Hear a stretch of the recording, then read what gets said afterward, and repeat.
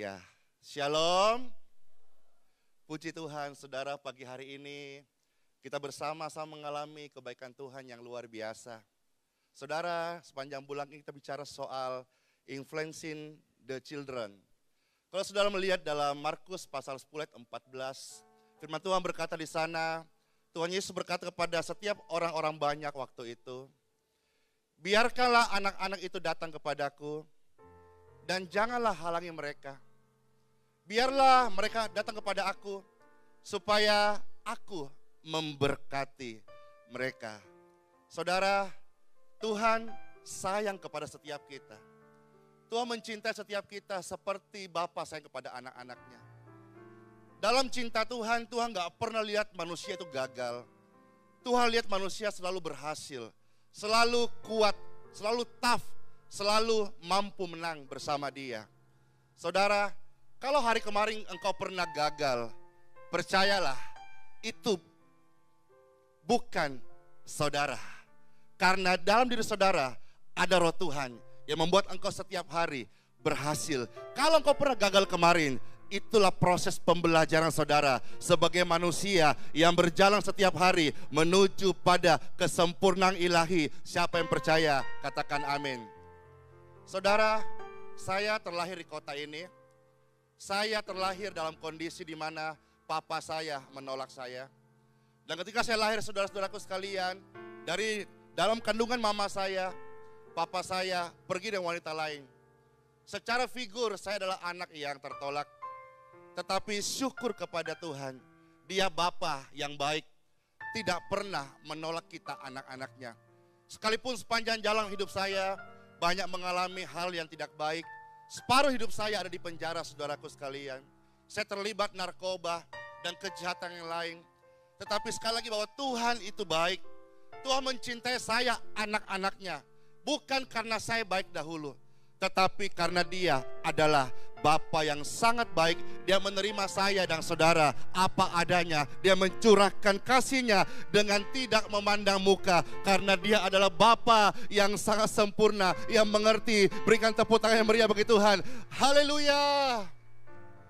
Dan saudara, hingga suatu kali ketika Tuhan tangkap saya di Jakarta, yang dimana hari itu harusnya saya meninggal. Karena sahabat-sahabat saya kalau nggak di penjara, rumah sakit jiwa, di kuburan. Tapi sekali lagi, Tuhan sayang anak-anaknya. Sehingga ketika harus saya meninggal waktu itu, datanglah Dia dengan cahaya yang putih. Dia berkata, Andi Simon, maukah engkau ikut aku? Saya berkata, Tuhan, mana bisa Tuhan, saya sampah masyarakat waktu itu.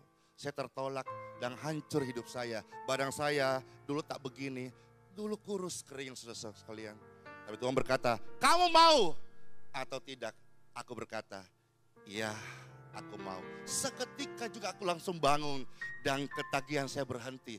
Kesukaan kecanduan rokok saya berhenti dan keinginan minum minuman keras berhenti. Dan sejak hari itu dari Jakarta saya pulang ke kota Makassar tahun 99 sekian. Saya sekolah di tempat ini, di kota ini, lalu saya belajar tahun 2000. Saya kasih hidup saya kepada Tuhan Yesus untuk melayani Tuhan sepenuh waktu. Dan saudara, singkatnya, awal tahun kemarin ketika Tuhan percayakan saya mengembalakan pelayanan YHS di Balikpapan, saya percaya Tuhan itu baik. Saya percaya Dia adalah Bapa yang sangat luar biasa. Di dalam firman Tuhan, Markus 11:24 berkata, aku berkata kepada engkau, apa saja yang kau minta dan doakan, percayalah engkau sudah menerimanya. Saya percaya firman Tuhan. Ketika merintis pelayanan awal tahun kemarin, saudaraku, saya berdoa pada Tuhan, Tuhan, berkatilah pelayanan perintisan YHS Balikpapan. Minta tanah yang besar Tuhan. Minta lahan yang besar di kota ini. Tujuan kami satu, supaya banyak manusia datang menyembah Bapa di surga. Supaya mereka boleh berkumpul dan merasakan cinta kasih Bapa. Supaya di sana Tuhan, selain ada tempat umat-Mu menyembah Engkau, anak-anak menyembah Engkau, ada juga Tuhan panti asuhan. Itu kerinduan saya. Supaya apa? Lewat kehidupan saya, banyak anak-anak yang kalau lahir broken home, mereka juga boleh mengalami cinta kasih Tuhan Yesus Kristus yang mengubahkan mereka. Saudara, secara matematika waktu itu kami belum punya dana membeli lahan. Sedikit profil di Balikpapan, penggembalaan kami merintis jemaat kurang lebih 100, saudaraku. Mereka adalah orang-orang yang sederhana, pemuda dan pekerja. Tetapi saya percaya bahwa saya punya Bapa yang baik. Emas dan perak mungkin saya nggak punya, tapi saya punya Tuhan yang kaya. Saya mungkin nggak punya harta yang berlimpah, tapi saya punya iman dalam kasih karunia. Itu lebih daripada cukup untuk menolong kehidupan saya dalam pelayanan. Saudara sekalian, dan ketika saya mencari tanah itu, saya doa, saya mencari lahan itu. Dari sekian banyak, kami belum dapat, ada yang dapat, harganya kemahalan, ada yang jauh dan sebagainya. Saudara, dan ketika satu hari, kami nggak dapat, awal bulan kami doa kemarin, saudaraku. Kami nggak dapat. Dan suatu hari, saya dituntun Tuhan pergi ke kuburan. Pikirku ke kuburan bahwasanya di kuburan itu banyak orang-orang Chinese yang masih punya ciong, masih punya filosofi bahwa itu kurang bagus begitu, saudara sekalian. Dan pikirku waktu itu, kalau tanah di kuburan itu bisa besar dan harganya murah. Dan saudara, ternyata apa yang terjadi? Tuhan tidak izinkan itu. Sampai di tanah kuburan di kota Balikpapan ke 2,5, justru Tuhan mengajar sesuatu kepada saya. Saya menangis di sana. Saya berkata, Tuhan, sedangkan jenazah saja Engkau berikan tanah untuk baringkan kepalanya. Masakan kami anak-anak-Mu Tuhan. Karena Engkau adalah Bapa Sang Pencipta. Langit adalah tahta-Mu, bumi tumpuan kaki-Mu. Aku percaya kami minta lahan bukan untuk kebutuhan kami. Kami minta lahan supaya berkumpul anak-anak-Mu pagi, siang, sore, malam menyembah Engkau Tuhan. Aku percaya Tuhan pasti menyediakan. Dan saudara, ketika saya kembali dalam pelayanan, suatu hari saya jogging di satu sore di sebuah pusat kota. Saya melihat sebuah lahan yang besar sekali. Mungkin sambil bisa ditayangkan, saudara bisa melihat. Saudara, ini yang saya lihat pertama kali. Lebarnya sekitar 35, panjangnya ke belakang 50 dan membesar. Kurang lebih sekitar 2000 meter persegi di tengah kota, di pinggir jalan, saudara sekalian. Dan saya terbelalak depan pagarnya seperti saya orang yang sedang begitu haus akan Tuhan. Dan saya berkata, Tuhan, seandainya tanah ini Engkau berikan kepada kami, YHS Balikpapan, maka alangkah mulianya orang-orang akan datang menyembah Engkau Tuhan. Karena Tuhan hidup. Tuhan bukan ilusi, Tuhan bukan perasaan. Tuhan itu hidup. Dia bisa berbicara di hati anak-anaknya. Dan dia berkata, I will, aku mau. Maka sekalipun matematika dana kami belum punya kesanggupan untuk itu. Tetapi saya percaya dia Tuhan, Bapa Yahweh Jireh, yang menyediakan segala kebutuhan anak-anaknya. Saudara, maka saya menelpon pemiliknya. Saudara, dan saya berkata, saya mau beli tanahnya ibu. Ternyata beliau adalah Ibu Haja, bernama Haja Islamiyah. Saudara, di belakang lahan ini ada masjid besar dan nama yang sama dengan pemiliknya Ibu Haja. Dan suaminya adalah orang baru, Pak Haji disegani di kota itu.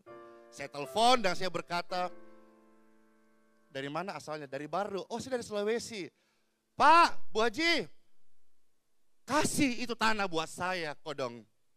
Ku suka sekali. Mau ku pakai untuk ibadah di sana. Apa dia bilang? Ya sudah, saya boleh jual. Dia buka satu nilai yang sangat besar sekali, pantas. Karena di sana harga pasar memang sangat tinggi sekali. Dan saudara, akhirnya saya tawar serendah-rendahnya. Dan salah satu jurus pamungkas dalam pelayanan adalah ketika ada hal besar yang saya mau dapat dari Tuhan, saya doa dan puasa. Ada jenis-jenis khusus dalam hidup ini yang Tuhan katakan engkau bisa masuk dalam dimensi roh yang lebih tebal lagi kalau engkau doa dan puasa. Lalu saya tawar saudaraku dengan serendah-rendahnya, kami deal sebuah nilai 4,4 miliar. Saudara-saudara sekalian, ketika deal dia berkata, kapan dibayar? Saya berkata, secepatnya. Saya tunggu transferan. Dari mana? Dalam hatiku, dari surga. Saudara punya uang banyak, saya juga banyak. Dari mana? Dari surga. Kalau antar bank saja biasanya 2 hari masa transfernya. Dari surga biasanya bisa 2 hari, bisa lebih cepat, bisa kadang-kadang tunggu sebentar. Percaya Tuhan pasti berikan. Dan saudara-saudara sekalian, maka saya bersama istri, kami doa dan puasa. 1 minggu belum terjadi apa-apa. Hingga suatu hari, saya berkata pada istri saya, sayang, kita cari bank. Nah ini mulai, kita cari bank. Lalu saya mulai survei bank swasta di Indonesia. Ada satu bank yang katanya paling kecil bunganya. Ya, lalu saya ini dengan percaya diri, memang kadang-kadang waktu kita punya iman dari Tuhan, itu seolah-olah orang bilang konyol dan agak gila. Tetapi sekali lagi bahwasanya, kalau saudara percaya Tuhan, dunia berkata gila, tetapi bagi orang percaya tidak ada perkara yang mustahil. Saya dengan percaya diri sampai ke sebuah bank dan saya berkata, saya mau kredit 4,4 miliar. Wow, Bapak siapa? KTP saya, pekerjaan pendeta. Ini KTP saya pendeta. Wow, buat apa? Mau bangun gereja. Wow. Pak, maaf ya, dari awal sampai sekarang, bank tidak pernah memberikan kredit kepada pendeta, apalagi fungsinya bangun rumah ibadah, gereja. Karena kalau macet Pak, repot naginya. Nagih ke siapa Pak? Saya berkata, panggil pimpinanmu. Pak, percayalah, pasti gak dikasih. Bapak punya rekening koran? Gak punya. Punya pekerjaan bisnis PT? Gak punya. Sumber dana? Saya pendeta, anak Tuhan Yesus. Gak mungkin bohong. Iya Pak, kami percaya. Masalahnya bayarnya sumber dari mana?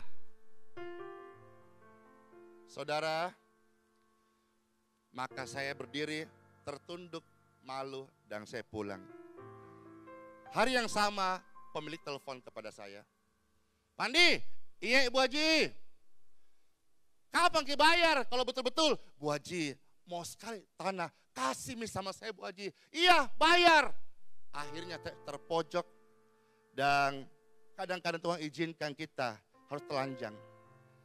Sudah tidak ada kekuatan yang lain, tidak ada pengharapan yang lain.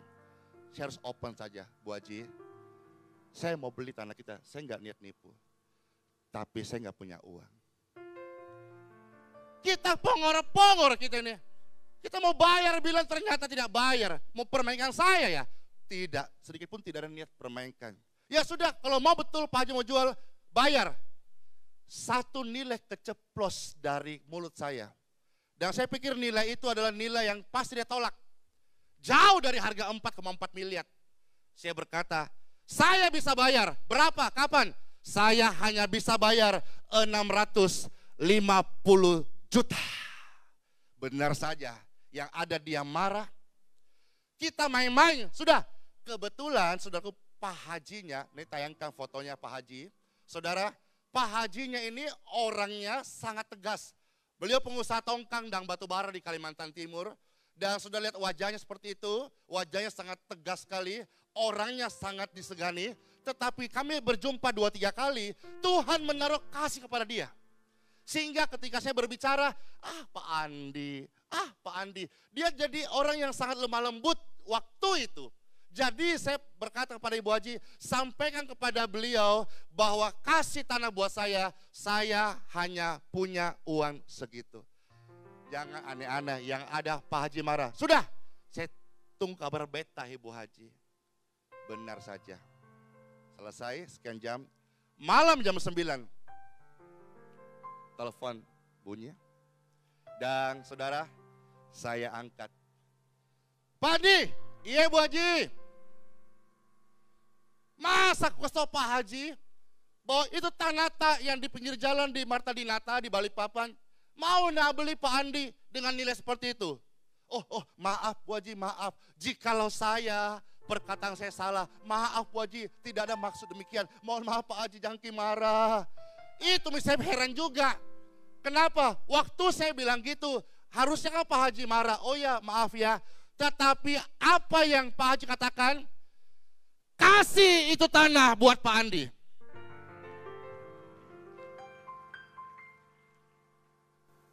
Saudara, itu kabar sukacita. Tuhan bekerja luar biasa. Tapi satu sisi aku mikir, duitnya dari mana?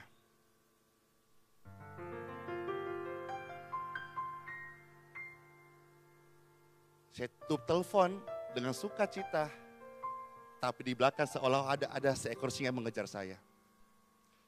Lalu lihat istri saya, kami sedang berpuasa dan berdoa waktu itu. Pertolongan Tuhan ajaib. Dan saya pegang, istri saya berkata, sayang, itu tanah kita dikasih. Tuhan bekerja, Tuhan tidak tinggal diam, dia Bapa yang baik. Puji Tuhan kok, tapi dia minta segera dibayar dengan nilai itu. Kok duitnya? Banyak sayang, masih tunggu transfer dari surga belum sampai. Ya sudah, gimana caranya? Sayang, sepanjang kita menikah kurang lebih 10 tahun, ada berkat-berkat yang kita simpan, ada beberapa kendaraan. Boleh nggak sayang, kalau semua apa yang kita punya, kita relakan untuk pelayanan. Secara manusia waktu itu, istri saya sama istri yang lain pasti runtuh hatinya. Karena pada umumnya orang bekerja, mendapat sesuatu, dan apa yang dapat dia pegang erat-erat untuk dia wariskan ke berikutnya. Tetapi waktu kami punya tidak banyak, saudaraku sekalian. Secara manusia istri dia pasti hatinya runtuh. Tetapi dia ingat bahwa dia adalah istri hamba Tuhan. Kalau suamiku punya iman kepada Tuhan seperti ini, saya harus menopang dia sungguh-sungguh. Saudara, singkatnya kami jual semua yang kami punya. Yang kami punya yang kecil kami jual, kecuali cincin kawin kami gadekan. Suatu hari kelak ada berkat, bisa kami ambil kembali. Kenapa saudaraku? Karena cincin kawin adalah tanda pernikahan kami 10 tahun lalu. Dan saudara, luar biasa. Ketika kami ambil langkah ini, percaya kepada Bapa, Tuhan mulai siapkan dananya. Tuhan siapkan dananya. Hingga di mana hari Senin harus deadline. Jumlah dana sebesar itu. Sampai Sabtu dan Minggu malam dananya masih kurang 125 juta. Lalu Minggu malam saya doa sama Tuhan gini. Ini doa pamungkas saya pada Tuhan, berkata begini. Tuhan,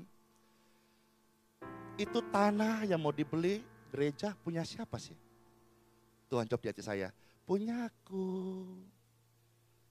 Kalau punyamu Tuhan, urus ya Tuhannya, aku mau bobo. Langsung saya tidur tenang, karena Tuhan yang punya semuanya. Bangun subuh, mikir lagi. Lalu saya doa Tuhan, doaku pagi hari ini, jikalau ini tanah dari Engkau, saya nggak tahu gimana caranya, maka hari ini dananya pasti cukup. Tetapi bila mana ini bukan dari Engkau Tuhan, jangan pernah kirim dananya datang kepadaku. Karena saya pasti gagal. Bila Engkau tak besertaku, ku tak mampu melangkah. Ku perlu Engkau, pimpin langkahku dengan kasih karunia-Mu. Pimpin langkahku setiap waktu, berjalan dalam Roh-Mu. Nyatakan Tuhan kemuliaan-Mu, dan berjalanlah denganku.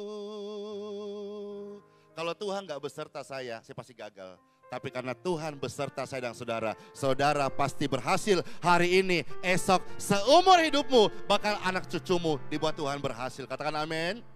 Saudara, dan waktu itu pagi hari saya berjalan. Saudara, minggu yang lalu saya ke kota Makassar, waktu sebelum hari itu, saya berjumpa seorang sahabat kecil saya. Dan hari ini beliau ada dalam ruangan ini. Kami berjumpa, dan waktu itu Tuhan izinkan saya mendengar kabar bahwa dia kondisinya dalam kondisi yang kurang sehat. Dan Tuhan izinkan kami untuk berdoa untuk sahabat kecil saya ini. Dan puji Tuhan waktu itu, dia bersaksi kepada saya, waktu kondisinya drop dalam kondisi meriang suatu sore, kami berdoa minta kepada Bapa di surga, anugerah sembuhkan dia. Dan saudara, dia bersaksi dari keramik di lantai rumahnya, itu keluar strum masuk kakinya. Dan dia mengalami sukacita, dia mengalami tubuhnya membaik, dia mengalami ada kesehatan mengalir waktu itu. Dan dia cek saudara ke Singapura, kondisinya hari ini sudah jauh lebih baik. Sekali dokter berkata tidak kecil tapi besar. Tapi kalau Tuhan menjamah, tidak ada yang mustahil. Di hari yang sama itu saudaraku sekalian, kami berbincang-bincang dengan beliau. Dan beliau berkata kepada saya begini, Di, sahabat kecil saya, dia berkata, dia kasih Andi, Di, satu hari saya mau memberkati gerejamu. Minta nomor rekening gerejamu. Lalu saya sampaikan perihal ini kepada beliau, saudara. Saya berkata, Jeff, hari ini hari penentuan.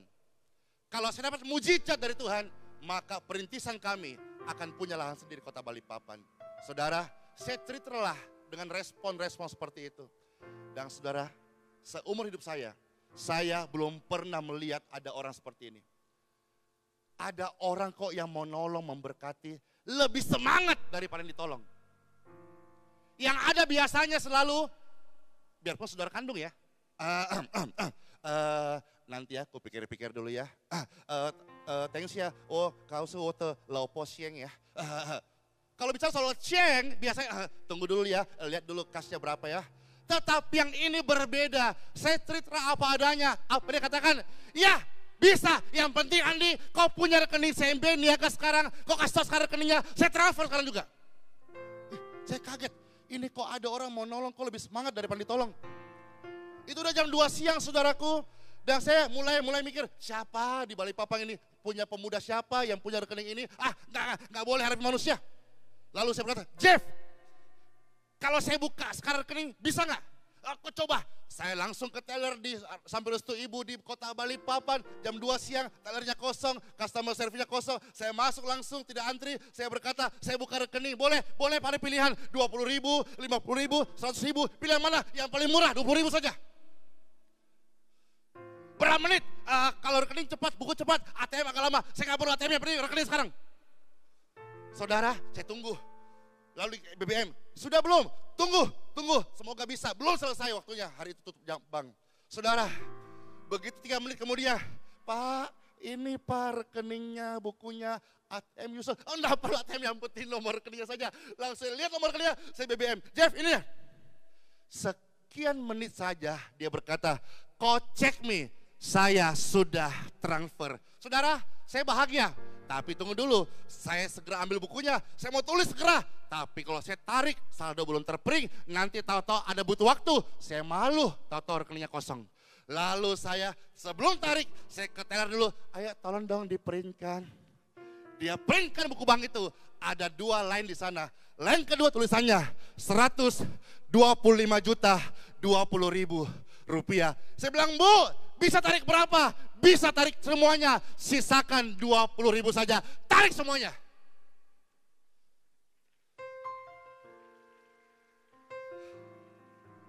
Maka hari itu kami AJB ditunjukkan foto-fotonya, langsung ke notaris.